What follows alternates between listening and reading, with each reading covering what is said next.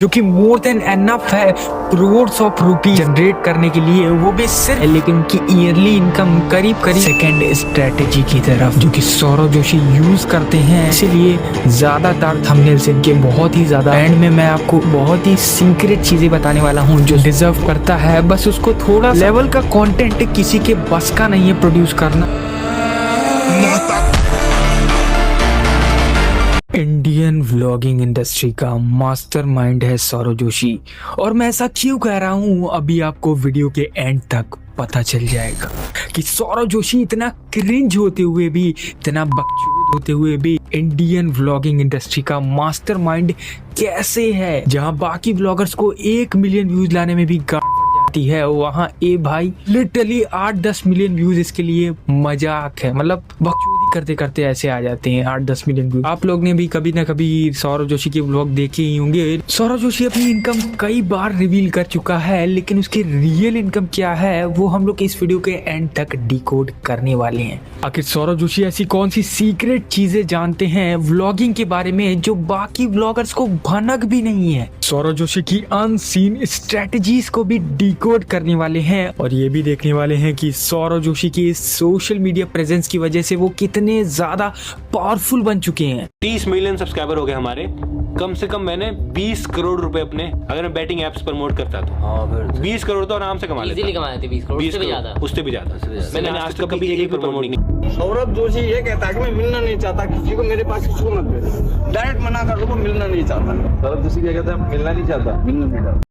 ये video mainly 4 chapters में divided है, जिसमें कि चारों चैप्टर्स बहुत ही ज्यादा इंपॉर्टेंट है, लेकिन सबसे ज्यादा इंपॉर्टेंट चैप्टर है लास्ट चैप्टर जो कि 4th चैप्टर है, क्योंकि उसमें आपको पता चलेगा कि व्लॉगिंग से आप कैसे बिलियन ज्यादा हो गया, मिलियनियर तो बन ही सकते हो। तो चलिए शुरू करते हैं। Chapter 1, how Saurav Joshi became the mastermind of Indian vlogging industry.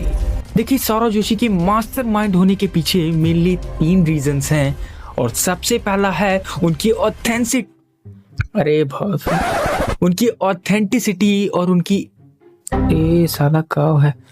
उनकी ऑथेंटिसिटी और रिलेटेबिलिटी फैक्टर जो उनको मैक्सिमम इंडियन फैमिली से रिलेट करता है, और वो अपने व्लॉग्स की बिगिनिंग बहुत ही सिंपल और हम्बल रखते हैं, जिससे कि ज्यादातर नॉर्मल लोग जो काइंड हार्टेड पर्सन है और जो छोटे बच्चे हैं वो उनके व्लॉग्स को देखना पसंद करते हैं। दूसरी चीज जो सौरव जोशी को एक मास्टरमाइंड बनाती है इंडियन व्लॉगिंग इंडस्ट्री का, जो उनकी रीच को इतना ज्यादा एक्सपैंड कर देती है कि उनके 8-10 मिलियन व्यूज तो कॉमन है।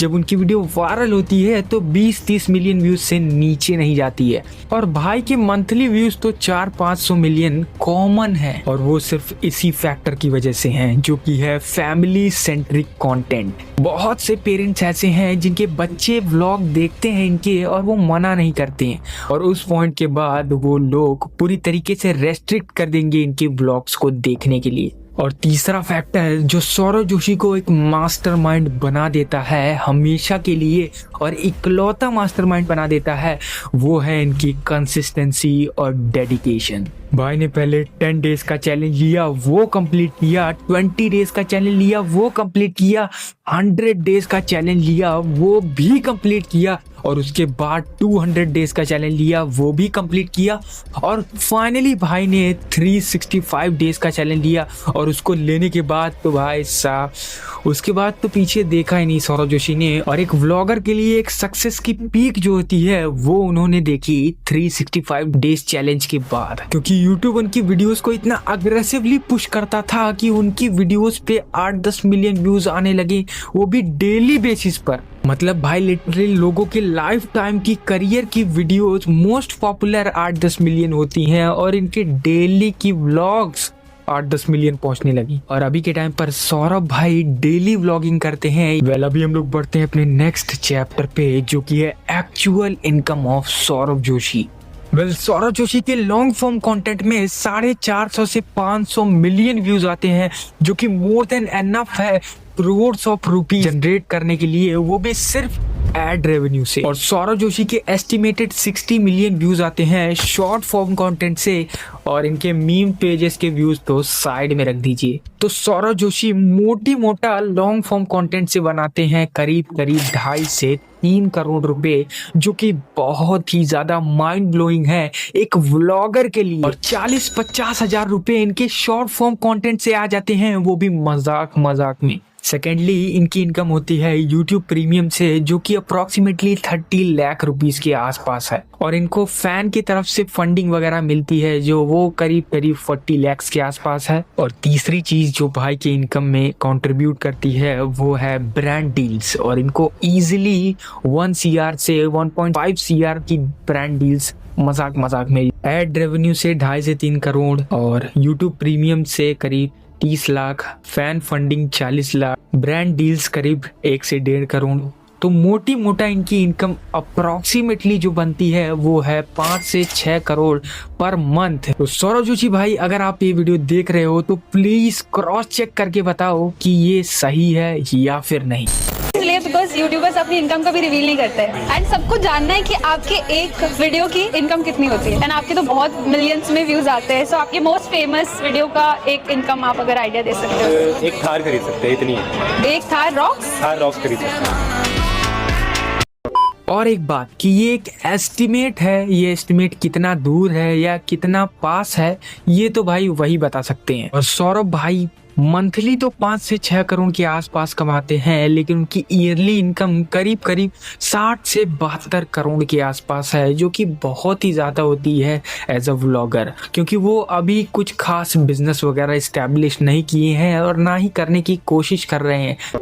वेल गाइस, अभी हम लोग बढ़ते हैं अपने तीसरे चैप्टर की तरफ, जो कि सौरव जोशी की सीक्रेट स्ट्रैटेजीज हैं, जो उनको मदद करती हैं नंबर 1 व्लॉगर बने रहने में। सबसे पहली चीज जो उनको मदद करती है नंबर 1 व्लॉगर बने रहने में वो है रेंटलेस कंसिस्टेंसी। मतलब उनके इतना कंसिस्टेंट यूट्यूबर मैंने आज तक कभी नहीं देखा।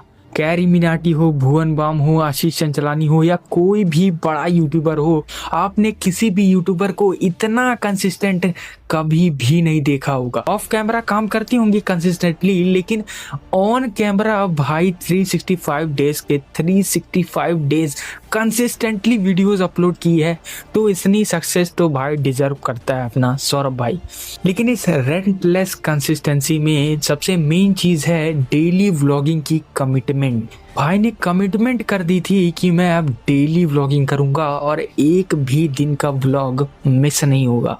और इसी कंसिस्टेंसी को YouTube खुद फेवर करता है। अगर आप उसके प्लेटफॉर्म पे इतना ज़्यादा consistently long form content produce करते हो तो लिटरली भाई वो आपकी वीडियोस इतनी ज़्यादा पुश करेगा जितना किया जा सकता है। दूसरी मेन चीज़ जो इनको मदद करती है रेंटलेस कंसिस्टेंसी मेंटेन करने में वो है इनकी कैप्टिव ऑडियंस। मतलब इनके पास एक बहुत ही बड़ा ऑडियंस बेस बन चुका है।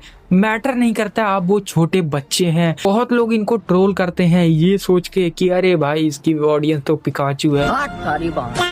मजाक में तो ये बातें अच्छी लगती है, लेकिन अगर सीरियसली देखें तो सौरव जोशी बहुत ही ज्यादा डेडली गेम खेल रहे हैं, क्योंकि YouTube ने कभी नहीं कहा कि आपकी ऑडियंस कैसी होनी चाहिए। इससे कोई मतलब नहीं। आपके व्यूज आ रहे हैं, आपकी वीडियो पे ऐड चल रहे हैं, आपकी video not made for kids की कैटेगरी में आती है, दैट्स इट। इतना बहुत है आपकी वीडियो पे अंधाधुंध पैसा बनाने के लिए, बस उस पे व्यूज आने चाहिए।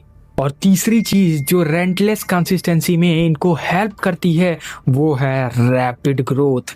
रेंटलेस कंसिस्टेंसी होने की वजह से इनकी ग्रोथ इतनी ज़्यादा डेडली हो जाती है कि भाई ने लिटरली भाई 10-10 मिलियन सब्सक्राइबर, 1-1 मिलियन सब्सक्राइबर्स इनके कब बढ़ते हैं पता ही नहीं चलता। लिटरली भाई किसी को नहीं पता चलता कि इनके 1 मिलियन सब्सक्राइबर बढ़ भी गए हैं। वेल गाइस, अभी हम लोग बढ़ते हैं अपनी सेकंड स्ट्रेटेजी की तरफ, जो कि सौरव जोशी यूज करते हैं नंबर 1 व्लॉगर बने रहने में। Authentic, family centric and relatable content. अगर सौरव जोशी कल से ही भक्ति वाले व्लॉग डालने लगे या गाली वगैरह दे के व्लॉग डालने लगे या वो कुछ नेक्स्ट लेवल का कंटेंट प्रोड्यूस करने लगे, तो मैं आपको बताऊं कि उनकी जो बच्चों वाली ऑडियंस है या उनके पास जो इतना बड़ा ऑडियंस बेस है वो लूज हो जाएगा, क्योंकि सबके बस का नहीं है 50-50 मिनट की एक अच्छी वीडियो एक लंबे पीरियड ऑफ टाइम के बाद देखना। इसीलिए सौरभ जोशी अपने चैनल पर अल्ट्रा लेवल पर कंसिस्टेंट रहते हैं और वो अपने कंटेंट को इतना ज़्यादा सिंपल रखते हैं, आई कैची रखते हैं कि कोई भी उनके व्लॉग्स पर क्लिक कर सकता है और उनको देख सकता है। और एक सीक्रेट बात बताऊं तो आप एक बार उनके व्लॉग्स देख करके चेक करना, वो बहुत ही ज़्यादा एडिक्टिव होते हैं। अगर आपने 1-2 व्लॉग देख लिए तो आपको लगेगा कि भाई ये इस व्लॉग में क्या कर रहा है। अरे मेरे कहने का मतलब ये है कि भाई को बुलाया जाता है बहुत तगड़े तगड़े शो में, बहुत तगड़ी तगड़े इवेंट्स में, और भाई के पास कार कलेक्शन तो तगड़ा है ही, इसीलिए कोई भी टीनेजर इनसे अट्रैक्ट हो जाता है। भाई वो लाइफस्टाइल जी रहा है जो एक नॉर्मल पर्सन के लिए ड्रीम होती है। इसीलिए भाई अपने व्लॉग्स में इमोशनल रिलेटेबिलिटी फैक्टर ऐड करने की कोशिश करता है ताकि लोग उससे इमोशनली कनेक्ट हों और उसको सिर्फ उसके लिए नहीं, ये सोचकर देखे कि भाई कितना नीचे से ग्रो हुआ है, कितना ऊपर आ चुका है और अभी किसी के साथ फोटो नहीं खिंचाता।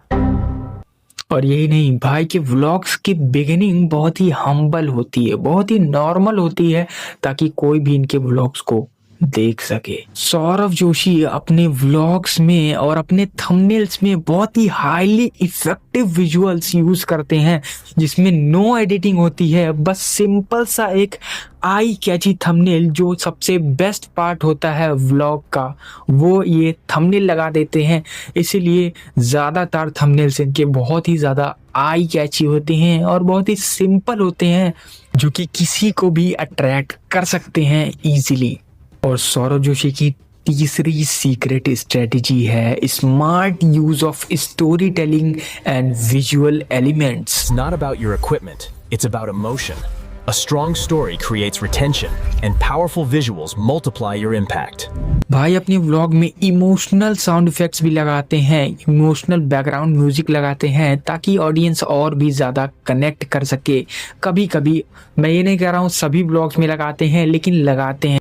और सौरभ भाई व्लॉगिंग करते करते उस चीज़ का वॉइस ओवर भी करते रहते हैं जो ऐसा लगता है कि कोई स्टोरी सुना रहा है, और इसी वजह से और भी ज़्यादा लोग एंगेज्ड रहते हैं क्योंकि विजुअल्स जैसे जैसे साथ चल रहे हैं वैसे वैसे स्टोरी टेलिंग भी होती रहती है, जिससे एक लार्ज नंबर ऑफ ऑडियंस उनके व्लॉग में कनेक्ट कर पाती है। अगर आपने वीडियो को यहाँ तक देखा तो एंड में मैं आपको बहुत ही सीक्रेट चीजें बताने वाला हूँ जो सौरभ जोशी इनडायरेक्टली और डायरेक्टली यूज करते हैं अपने व्लॉग्स में, और वही उनको मदद करती है नंबर 1 व्लॉगर बने रहने में। और उसके पहले अभी हम लोग डिस्कस करते हैं अपना 4th चैप्टर जो कि है हाउ पावरफुल अ यूट्यूबर और सौरभ जोशी इज। देखिए ये सेगमेंट स्पेशली इंडियन पेरेंट्स के लिए है कि एक बड़े यूट्यूबर के पास कितनी पावर होती है और वो इस पावर को किस हद तक एक्सपेंड कर सकता है। सौरभ जोशी के इनिशियल डेज में तो उनके पास किसी भी सेलिब्रिटी या पब्लिक फिगर के साथ कनेक्शंस नहीं थे,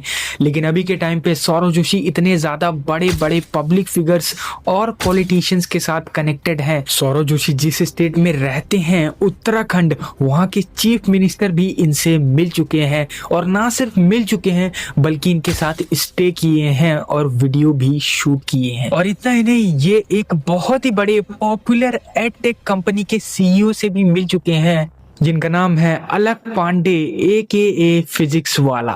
इंडिया के ऑलमोस्ट सभी बड़े यूट्यूबर से मिल चुके हैं, और इसके अलावा सौरभ भाई ना जाने कितने पब्लिक फिगर्स, ना जाने कितने सेलिब्रिटीज से मिल चुके हैं और उनके साथ वीडियो भी शूट कर चुके हैं। सौरभ भाई इतने पावरफुल हैं कि वो चाहे तो अपने हेटर्स को उनके घर से उठवा ले और उनको कोई कुछ बोल भी नहीं सकता। ज्यादा हो गया क्या? वेल गाइज, उनके फैंस और पॉलिटिकल कनेक्शंस अभी के टाइम पर बहुत ही ज्यादा बढ़ रहे हैं। बहुत से लोग उनको हेट करते हैं, कहते हैं भाई किस्मत। वेल वो सब तो बात की बात है, लेकिन 6 साल कंसिस्टेंटली व्लॉगिंग करना भाई किसी नॉर्मल बंदे की बस की बात नहीं है। तो भाई ये सक्सेस डिजर्व करता है, बस उसको थोड़ा सा अपने पर्सनालिटी के ऊपर काम करने की जरूरत है कि उसकी पर्सनालिटी थोड़ी सी और ज़्यादा डोमिनेंट, अल्फा और सिग्मा टाइप करने की ज़रूरत है, क्योंकि वो अपनी पर्सनालिटी के लगा चुके हैं। थोड़ा सा उसको इम्प्रूव करने की ज़रूरत है, और अगर ये कर लिया तो शायद मेरे जैसे जेनजी लड़के जो कि 18-20 साल 25 साल के आसपास के हैं, वो सब भी आपके व्लॉग्स देखना स्टार्ट कर देंगे। बस आपका बिहेवियर उस टाइप का होना चाहिए। वेल गाइज, अभी हम लोग इस वीडियो के लास्ट चैप्टर पर मूव करते हैं, जो कि 5th चैप्टर है, जिसमें हम लोग बात करने वाले हैं कि सौरव जोशी की ऐसी कौन सी स्ट्रेटजीज हैं जो आप अप्लाई करके अपने करियर में, अपने किसी भी चीज में ग्रो कर सकते हैं। अब चाहे आप व्लॉगिंग कर रहे हैं या कंटेंट क्रिएशन नॉर्मल जो बाकी लोग करते हैं, या अपने इंटरेस्ट से कोई दूसरा कंटेंट क्रिएट कर रहे हैं, उसमें भी आप इनकी स्ट्रेटजीज को अप्लाई कर सकते हैं। क्यों? क्योंकि भाई की स्ट्रेटजीज ही इतनी ज्यादा नेक्स्ट लेवल है। तो सबसे पहली चीज जो आपको अपने करियर या अपने लाइफ में या अपने कंटेंट क्रिएशन में अप्लाई करनी है, वो है peak level of hardcore consistency. अब देखिए, राउंड टू हेल का चैनल तो आपने देखा ही होगा।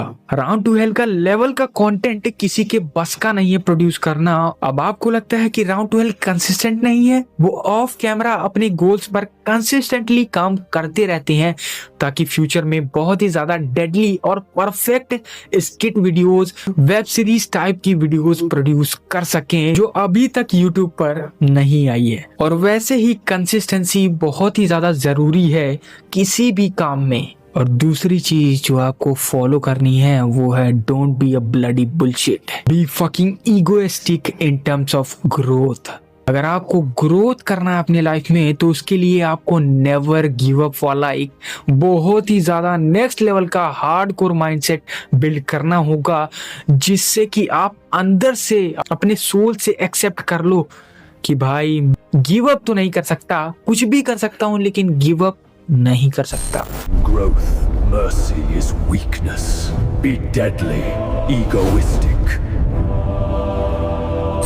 Never give up.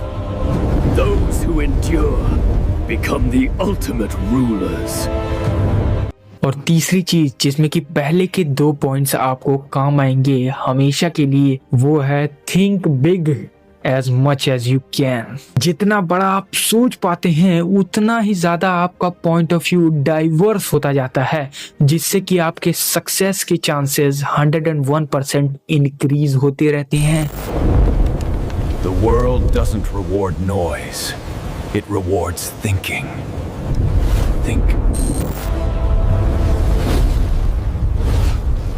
I don't fight to survive. Well guys, अगर आपने इस वीडियो को यहाँ तक देखा तो मैं रेकमेंड करूंगा कि नेक्स्ट आप इस वीडियो को देखें, और मैं आपसे वहीं मिलता हूँ। तब तक के लिए इस चैनल को सब्सक्राइब और वीडियो को लाइक करना मत भूलना।